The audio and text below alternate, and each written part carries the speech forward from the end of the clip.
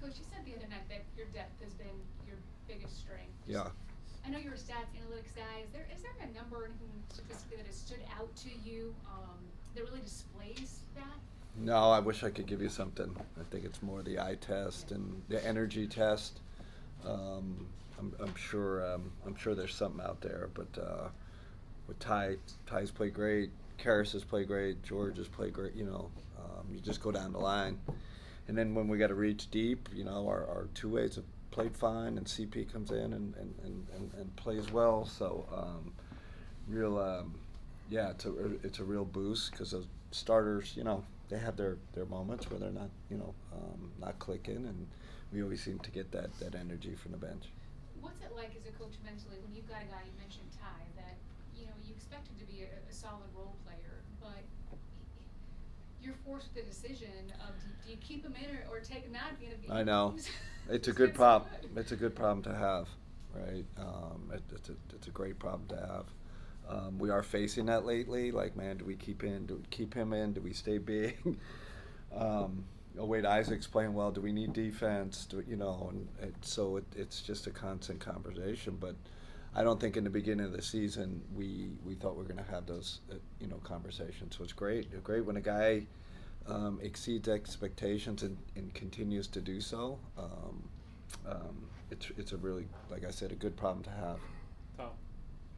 Hi, Ken. I got a couple injury questions for you. Yeah. I noticed that Karras changed from, I think, inflammation to injury management. Has anything changed with his No, situation? I watched him work out today. He went hard today. So whatever that means, it was small, 3-on-3, and I don't want to give a date or a time, but it seems like he's ramping up pretty quick here. I would assume he's ready like within the next week, definitely. I'm just curious about your thoughts on the the rule that the NBA has put in about guys playing. I know that the Hawks got fined yesterday for player participation, and I know at the heart of it is keeping the stars on the floor for big games. Just Yeah. How difficult is that to kind of balance? I'm sure you think it's a good thing overall. Um, I, it, it's a tough one. I tell you that because I know,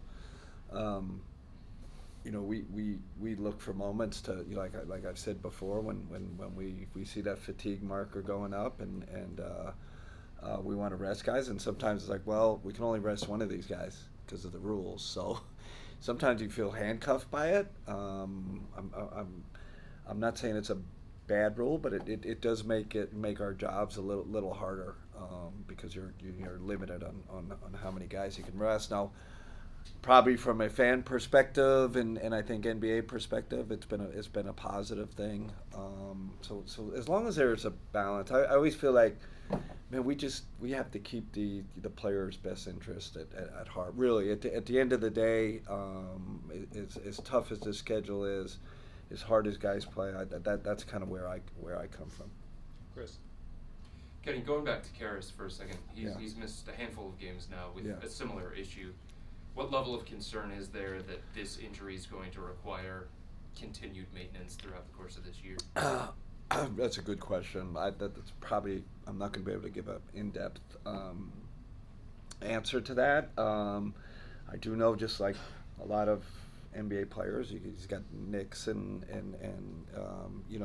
Karras, he's a start-stop kind of player, like decelerate, hard cutter. So he's definitely hard on his body. But I don't anticipate it being a huge thing. I think it's a little more wear and tear than like, oh man, we got to worry about this thing long term. And then George last year, he was not happy with the way that his season went and the way that his season ended. Just curious, going all the way back to when you took over this team, what were your impressions of George and how have they matched up with what you've seen so far in the first stretch? Always loved him as a player. Loved him in Utah. Loved him in Philly. Played hard, smart, connector. I will say this, I don't know if he's talked about it, but I'll talk about it. And this is before I got the job. He made a concerted effort to transform his body, and he continues that mission to keep it going. He's definitely one of the, just his body type. He's a bigger body type player, But I think he realized, man, I got to kind of change some habits. And I think, I think that's been a big difference. And I'd say the other thing we've really been on him about, I kind of felt like last year from what I heard that, his defense was part of the reason, he didn't play in the playoffs. So it's like, George, like as skilled as you are offensively, we need you to, play defense. And he's answered the bell. I think he's been really good. And there's no reason why he shouldn't be good. He's got great strength. He's got great hands. He's smart. Like I said, no reason why he shouldn't be a really good defender. Thank you. Spence. Might not play to this game so much just because of the pace that both of you guys play at, but a lot of teams are picking up full against you guys are try to keep things a little bit slower. Yeah. How do you feel like you guys have handled that, and what's the key to breaking that? I definitely think, geez, I don't want to give answers out to the other, but just being honest, be transparent. It slowed us down and it chops the game up. We don't get our outlets going as high. We don't get the ball up as quick. So we've definitely talked about it in the last few days, how we can remedy that and strategies we can use against it. But I will say, with our speed and our ball handling, it shouldn't be a problem. We just got to get the ball down a little quicker against it. We can set those high step ups that we do. We can have other multiple ball handlers bring it up. That's another strategy. But definitely a good point to bring up. In the same question, kind of applying to finishing possessions defensively, getting out of defensive rebounds, the defensive glass. How do you feel like you're doing on that end?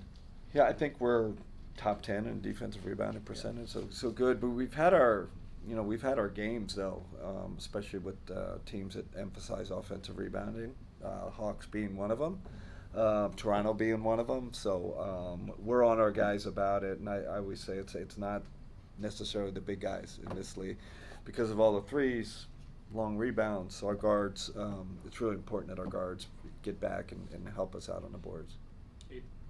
Just thinking about, we've talked a lot this season about how important it is to kind of separate from games and stuff. You guys played pickleball the other day. Yeah. How important is it just to separate different mindsets and getting some fun acclimated into the 82-game season? This season's too long. It's too long in the sense to just grind it out every day, and I think mixing it up, variety in what you do is just kind of it helps the spirit of the team. We had really enjoyed the pickleball session the other day. We saw who could play and who couldn't, and they talked their trash, and it was our warm up. So that's fun, right? You always do the 1% warm up every day. So I just have this thing about more variety. We'll do the same thing with film, not just we'll put funny clips in and kind of grab the guy's attention a little, and then we get down to business. And I always feel like you get it back when you do that. It's like, okay, they know kind of the fun's over, and when practice comes, they lock in. And we had a good practice yesterday after the pickleball session. Isaac talked a little bit about how it can influence energy, especially at the start of practices and things like Yeah. that.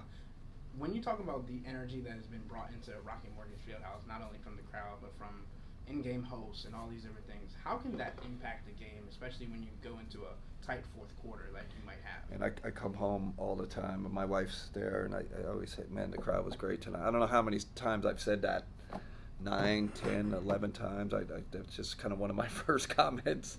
But this place, this place has always been a great place to play, great fans, great basketball tradition. So, and then our guys, I'll just say, we do have fun out there. Like I think we play an entertaining style. I think our guys, they smile on the court. We don't have anybody that's like antagonizing or trying to kind of mess with the game. I think we play in a good spirit, and it's 100% credit to the players in the locker room. That doesn't come from me or the coaching staff. It's the characters you have on your team, and I'm glad people see that. I'm glad you see it.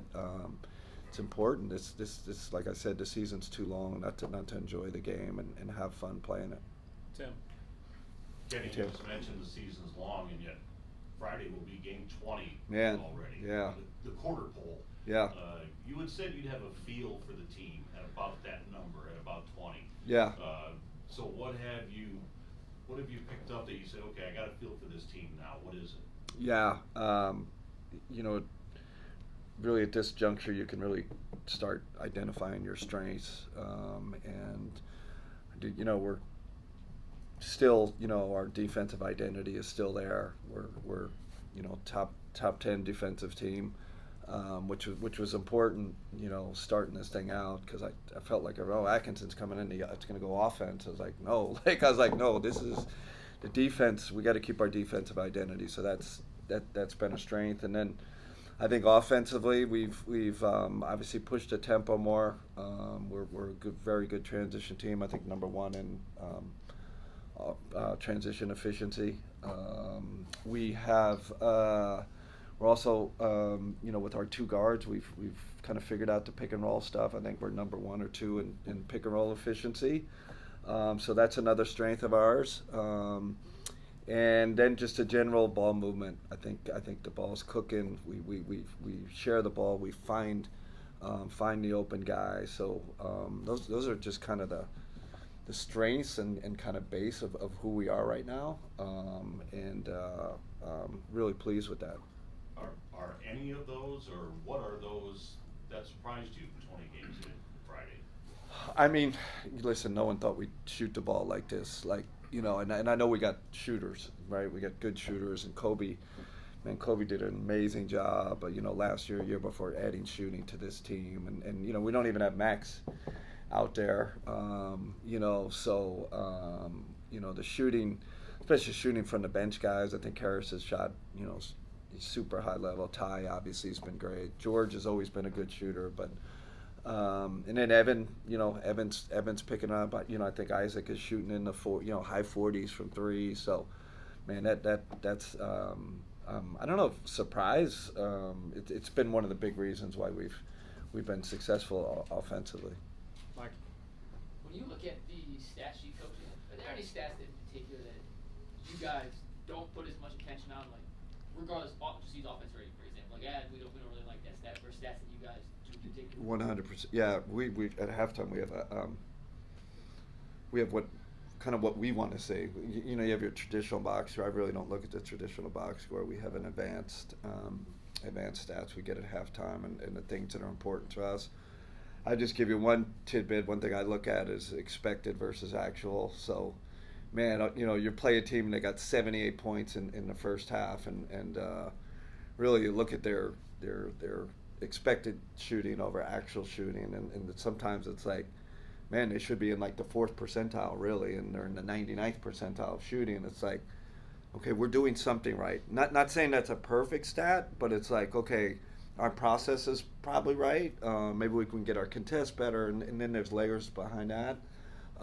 It really gives us a kind of more realistic. I think if you don't have those stats and you're down 20 and they got 80 points, you're like, oh, we stink. Our defense is terrible. I think you got to check yourself with that stuff, and we do. And then just real quick, you mentioned pickleball earlier. Whose pickleball games surprised you the most? Either good or bad. Oh man. Well, I'll just say this: there's some guys, you know, they're just hoopers, right? They just hoop.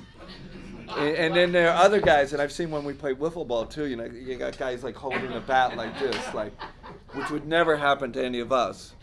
You know, but it's kind of like, so we have our multi-sport guys like Donovan, and Darius is like, he's like a stud, you know, like, and then we got some guys like, man, they, you know, the racket, it just does not seem natural. So, yeah, but I'm not going to get into particulars. Maybe you can go to the video on it, but it's fascinating. That's part of the fun of it. Like, you know, guy takes his first swing or a backhand, and everyone's like, what is that? You know, like, everyone just dies laughing. Like, have you ever picked up a pickleball, you know, paddle? And that makes it really fun.